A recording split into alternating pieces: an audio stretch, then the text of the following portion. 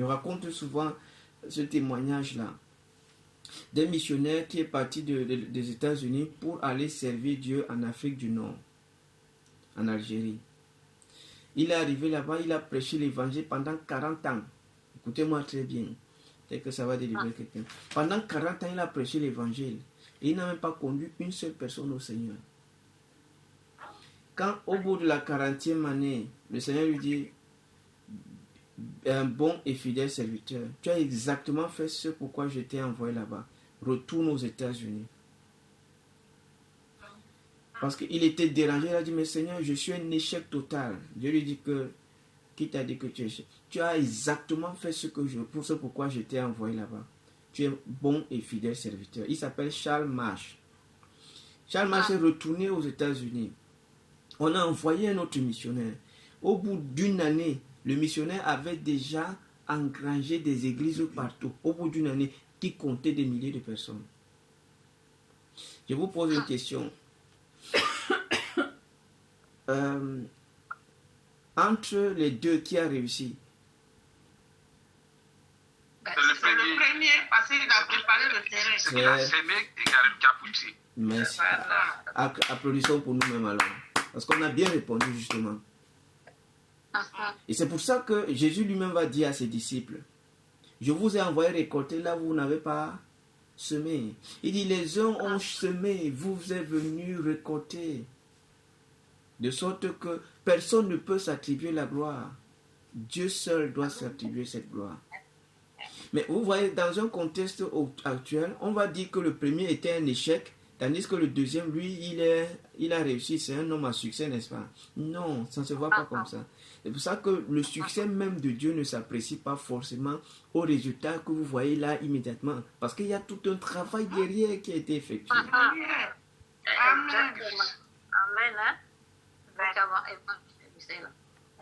Quand vous voyez quelqu'un prêcher comme ça, je peux vous multiplier les exemples. Vous avez certainement peut-être entendu parler de Charles Finet. Mais Charles Finet, le succès de son évangélisation, c'était Father Nash qui priait pour lui. Father Nash priait pour lui pendant 6 heures ou 10 heures. Il restait, lui, Father Nash, c'est le secret derrière le ministère de Charles Finet. Charles Finet pouvait arriver comme ça, les gens confessaient directement leurs péchés. Mais vous pensez que c'était quoi? Non, c'était un travail de préparation effective derrière. Father Nash se mettait à genoux et il priait pendant des heures pour le ministère Donc, Charles Finet venait devant, mais il y avait quelqu'un en arrière qui faisait tout le travail dans la présence de Dieu. Donc, la puissance qui était libérée était une puissance qui était puisée dans la prière. C'est pour ça que Charles Finet ne pouvait pas, et Charles Finet même le dit, que je dois mon succès à Father Nash. Parce qu'il sait que tu ne peux pas t'attribuer ce mérite. Comme pour dire quoi? L'humilité est la capacité du leader à permettre à chacun. Je discerne que Maman Elisabeth prie beaucoup. Elle peut prier, elle peut rester dans la présence de Dieu de manière soutenue. Et je supplie que Maman Elisabeth soit une intercesseuse pour le ministère. Amen. Je vois que le frère Hervé, c'est un évangéliste. Il gagne les âmes facilement. Il peut attirer les gens facilement à venir à l'église. Et je l'invite, je le supplie même. Frère Hervé, s'il te plaît, organise-nous des trucs. Je vois que Dieu t'a donné une capacité à amener les gens facilement dans sa maison. Vous voyez, Maman Clémence a beaucoup d'argent. Oh, maman, c'est... Vous comprenez que c'est les exemples que je prends, non? Amen. Chacun a reçu quelque chose. Chacun a reçu de Dieu quelque chose. Amen. C'est ça même. Donc, identifions ce que nous avons. Parfois, le leader nous aide à identifier cela. Moïse savait que Obab avait cette connaissance dont il avait besoin, dont l'œuvre de Dieu avait besoin, dont le peuple d'Israël avait besoin.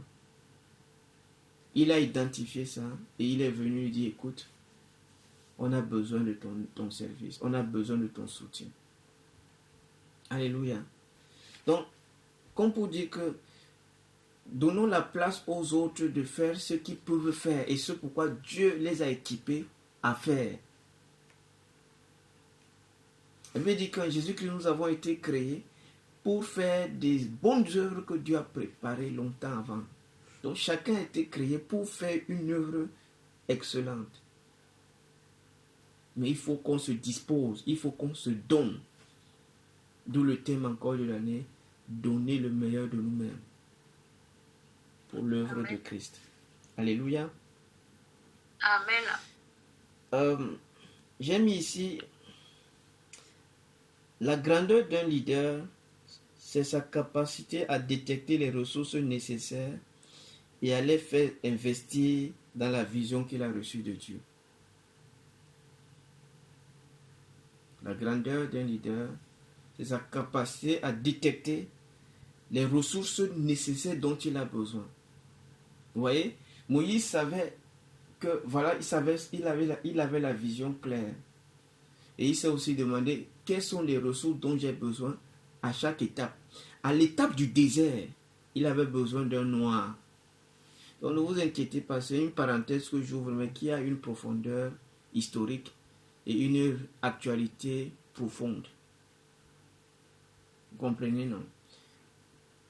La géospiritualité actuelle repose sur le peuple noir. Elle est là, mais je lui dis ça. Vous comprenez? La géospirituelle aujourd'hui, la géospiritualité actuelle repose sur le peuple noir, sur vous et moi. Parce que Dieu a donné la grâce aux Occidentaux de propager sa parole. Mais de plus en plus, le monde occidental s'est éloigné de Dieu.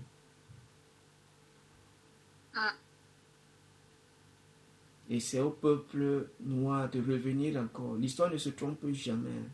Jamais. Regardez dans toute l'histoire, vous allez voir. Jamais. Obab, c'est un noir. Je ne fais pas le truc de race, hein. Vous me connaissez. Mais c'est juste pour inviter chacun à voir que il peut participer à la destinée à la destinée des peuples à l'heure actuelle. En se prenant au sérieux et en mettant au service de l'œuvre de Dieu les ressources que Dieu lui a données. Ne faisons pas comme Obab. En ne pensant qu'à notre petit village d'où on est parti. Plusieurs sont ici, mais ils ne pensent qu'à leur petit village là. Si moi je vous dis que je ne le fais pas, c'est que je manque. Parfois je reste comme ça et dis, oh mon petit village loin là-bas, combien j'aimerais repartir et le développer. C'est bien beau, mais qu'est-ce que je fais ici déjà? Est-ce que c'est pour rien que Dieu m'a permis d'être ici? N'est-ce pas aussi pour voir que là où je suis, de plus en plus on est entouré des païens, des athées, des gens qui n'ont que faire de Dieu. On se plaint de ce que la criminalité est galopante dans la nation. Mais on ne se pose pas de vraies questions. Pourquoi est-ce qu'on en est arrivé là? On bafoue les valeurs et on veut s'attendre à ce que la société aille bien. Mais on se trompe nous-mêmes. C'est une hypocrisie qui a de courtes jambes parce qu'elle nous revient plein sur la figure. Comment je peux bafouer les valeurs qui font d'eux-mêmes l'essence d'une communauté? Et je m'attends à ce que la société aille bien. Mais je suis en train de me moquer de moi-même. Je suis en train de me tromper. Je me séduis. On se comprend? Donc, considérons aussi notre rôle historique dans la destinée spirituelle de la localité même où nous nous trouvons.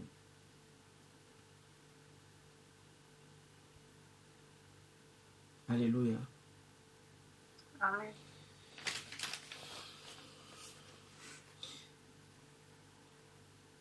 J'ai mis ici la 7e idée. Avoir une idée claire de la destination n'est pas synonyme de la maîtrise du chemin qui nous y amène. Avoir une idée claire de la destination, une vision claire de la destination, ne signifie pas qu'on maîtrise la voie pour y arriver. Je sais où je vais, comme disait David, mais je ne sais même pas par quel moyen j'y arriverai. J'y parviendrai. C'est pour ça que David criait tous les jours, Seigneur, conduis-moi, instruis-moi, montre-moi la voie à suivre. Dans le psaume 32, verset 8. Pourquoi? David était conscient que il ne suffit pas juste de savoir qu'on sera roi, mais il est aussi question de savoir comment y parvenir, quel est le chemin à emprunter pour devenir roi. Ça, il ne savait pas. Dieu lui a montré la vision, mais Dieu ne lui a pas dit comment il va faire pour le conduire là-bas.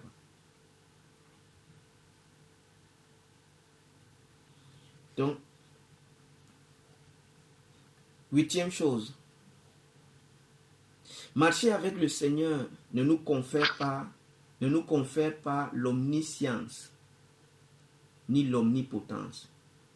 Marcher avec le Seigneur, marcher intimement avec le Seigneur ne nous confère pas l'omnipotence ni l'omniscience ni même l'omniprésence. Moïse était intime à Dieu. Il parlait avec Dieu. Il était sérieux dans son intimité avec Dieu. Il comprenait les réalités spirituelles. Mais il ne savait pas tout. Et il ne pouvait pas tout. Ce n'est pas parce qu'on marche avec le Seigneur qu'on est capable de tout faire. Ça, c'est une séduction qu'on doit mettre de côté. L'intimité avec Dieu ne nous confère pas l'omniscience. Ça ne nous confère pas l'omnipotence. Parce que sinon, on deviendrait Dieu nous-mêmes. Alléluia. Alors, ce point, je le dis aussi pourquoi? Parce que parfois, chacun de nous est leader dans le domaine où Dieu l'a appelé, en vue de l'œuvre, de la vision que Dieu veut que nous accomplissions dans un domaine bien particulier. Parfois, on peut ne pas tenir compte de ce que celui qui est à côté de nous, mon frère, a quelque chose que je n'ai pas. Vous voyez un peu, non? Ce n'est pas parce que je suis leader que je peux tout faire. Ce n'est pas parce que je suis leader que je sais tout. Ce n'est pas parce que je suis leader que je dois être présent partout.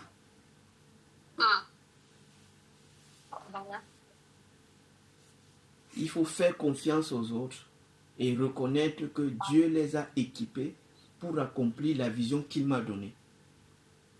Amen. Dans le cadre de l'Église, être conscient que Dieu vous a placé chacun pour accomplir la vision qu'il a donnée au pasteur Serge. Alléluia. Amen. 9e chose. L'intimité avec le Seigneur ne nous rend pas capables de répondre à toutes les préoccupations humaines. C'est important de noter ça. L'intimité avec le Seigneur ne nous rend pas capables de répondre à toutes les préoccupations humaines.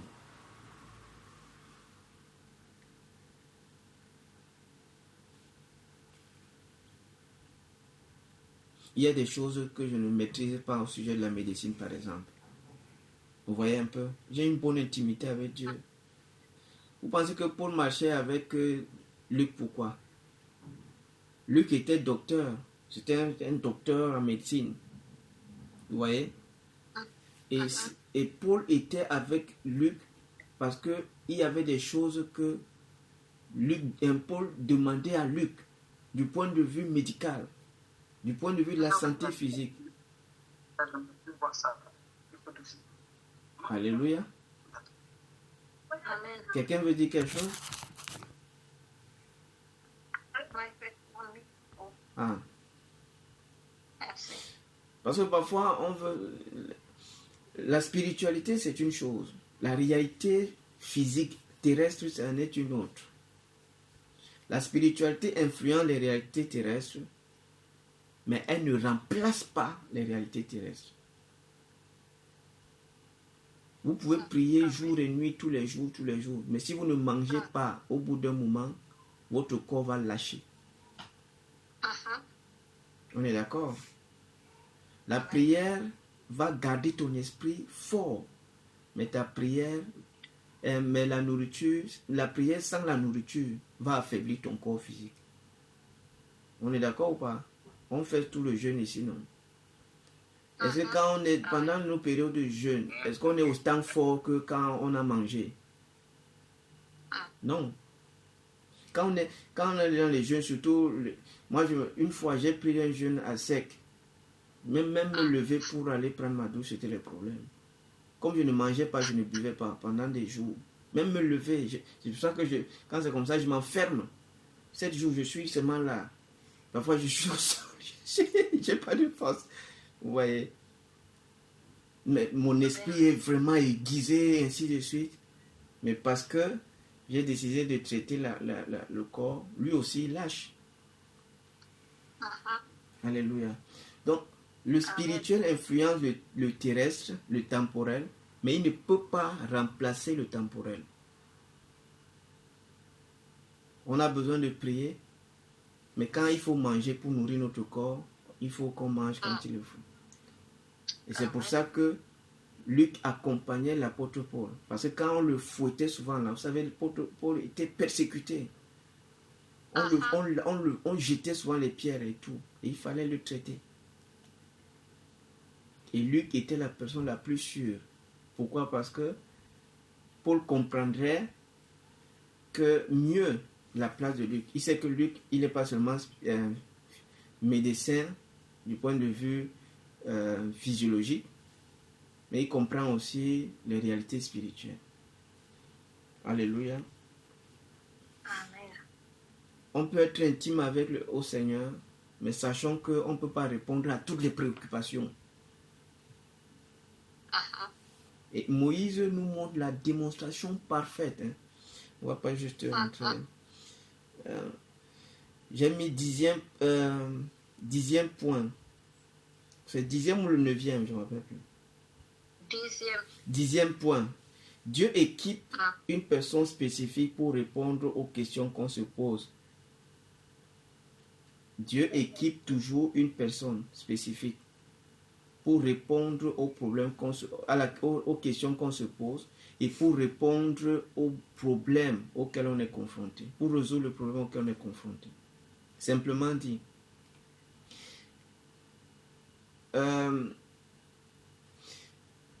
Moïse avait besoin d'un guide, d'accord? Mais ce guide-là n'était pas au ciel. Il était là, parmi les peuples.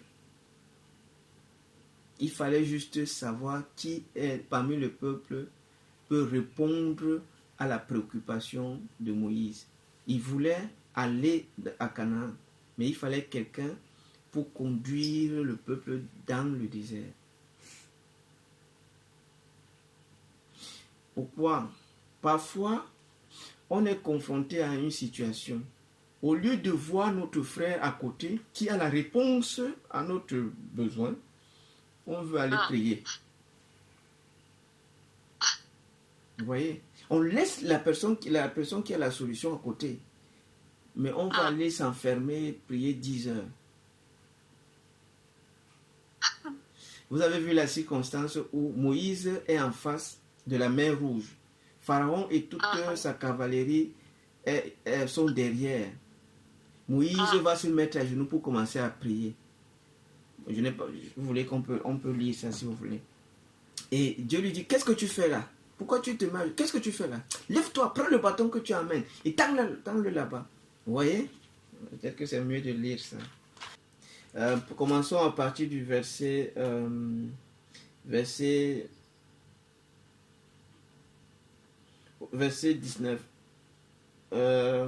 C'est un peu long quand même. À partir du verset 15, oui, vas-y, à partir du verset 15. Je crois qu'on va s'arrêter là après. L'Éternel dit à Moïse, pourquoi s'écrit, parle aux enfants d'Israël et qu'ils marchent. Toi, lève ta verge et tends ta main sur la mer et fonds-la, et les enfants d'Israël entreront au milieu de la mer à sec. Et moi, je vais endurcir le cœur des Égyptiens pour qu'ils entrent après eux, et Pharaon et toute son armée, ses chars et ses cavaliers feront éclater ma gloire.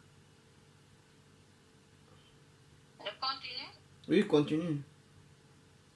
Et les Égyptiens sauront que je suis l'Éternel quand Pharaon, ses chars et ses cavaliers auront fait éclater ma gloire. L'ange de Dieu qui allait devant le camp d'Israël partit et alla derrière eux, et la colonne de nuée qui les précédait partit et se tint derrière eux. Elle se plaça. Non, c'est pas cette partie-là que je veux. La partie où Dieu lui pose la question, que fais-tu là? Il était à genoux. Est-ce un peu plus haut? Un peu plus haut. Je ne sais pas. Attendez, je vais vous lire ça.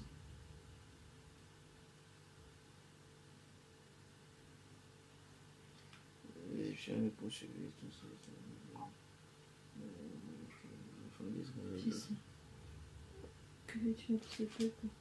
Verset, non, Exode chapitre 18. Merci. Exode chapitre 18.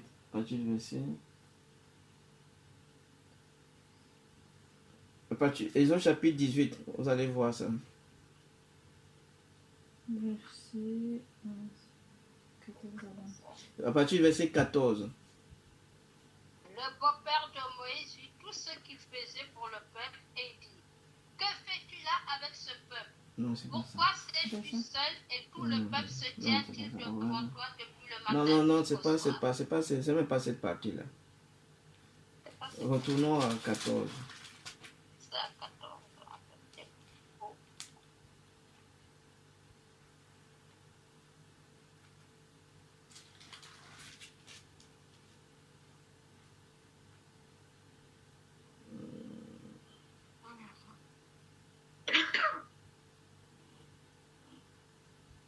Voilà. À partir du verset 15, comme on a lu, justement, c'est ça. À partir du verset 15. Si on prend... parce qu'au verset, à partir du verset 9... Hein? Est-ce que tu cherches quoi? À partir du verset 9. Non, je veux juste montrer la partie où Moïse se rend compte que le peuple le pharaon est en train d'arriver avec sa cavalerie. Et il se met à genoux à prier. Dieu lui dit que lève-toi. Voilà. Verset 16. Toi, lève ta verge, étends-la sur la main et fends-la. Oui, c'est le verset 16. Verset 15. Verset 16. Voilà. Verset 16. Toi, lève-toi. En fait, c'est lève-toi. En d'autres termes, il était à genoux. Vous voyez? Lève-toi, étends la verge, étends ta main sur la main et fends-la. Et laisse les enfants de Dieu passer. Pourquoi? Parce que Moïse était en train de prier. Dieu dit que mais ce n'est pas le temps de prier ici. Là. Lève-toi. Tu as déjà la ressource là. Utilise-la et avance. Amen. Parce que parfois, nous, on pense que on a un besoin, on a la solution là, mais on veut montrer qu'on est trop spirituel. Il y a des moments, il y a quelqu'un qui a écrit un livre, ça s'intitule en anglais When Prayer Does Not Work. Hein? Quand la prière n'a pas sa place. La prière a sa place, mais il y a des endroits où la prière n'a pas sa place. Avance. Amen. En d'autres termes, c'est pour cultiver en nous l'humilité. Si je sais que Priscille peut maîtrise l'outil informatique. Je ne vais pas aller prier, Seigneur, accorde-moi de maîtriser l'outil informatique. Puisque je sais qu'elle est là, pourquoi je ne pas lui dire, ok, est-ce que comme toi tu maîtrises l'informatique, est-ce que tu peux m'aider à maîtriser l'outil informatique? Je n'ai pas besoin d'aller dire, je peux prier tant que je n'ai pas vu la personne. Mais une fois que je prie, et après je viens, j'apprends que Priscille qui est à côté de moi là, la sœur Priscille, elle maîtrise l'informatique. Mais je vais vers elle, je dis, est-ce que tu peux m'aider à maîtriser l'informatique? Amen. Amen. En d'autres termes, soyons capables de reconnaître que ce que notre frère a est utile pour nous. Que Dieu l'a béni pour nous bénir dans un moment de besoin. Et ayons l'humilité pour aller vers cette personne. Amen. Alléluia. Amen. Je ne veux pas juste développer ça, c'est très profond. Je veux pas. Mais c'est très très profond parce que parfois on est tellement orgueilleux. On a besoin d'une chose. On sait que tel peut nous aider. Mais notre orgueil ne nous permettra pas d'y aller. Et on montre qu'on est trop spirituel en allant prier, jeûner. Tu vas prier, jeûner, ça ne va rien produire. Dieu va te dire, hein, retourne là-bas. Il est là, va vers lui. Va vers elle. Ton problème, là, la solution, j'ai déjà équipé quelqu'un pour faire ça. Pour te résoudre ton problème. Amen. Donc, arrête de rester dans ma présence. Va vers lui. Est-ce que je lui ai donné ça pour rien? Va, c'est pour qu'il te donne ça. Amen. Alléluia. Amen. On va s'arrêter ici.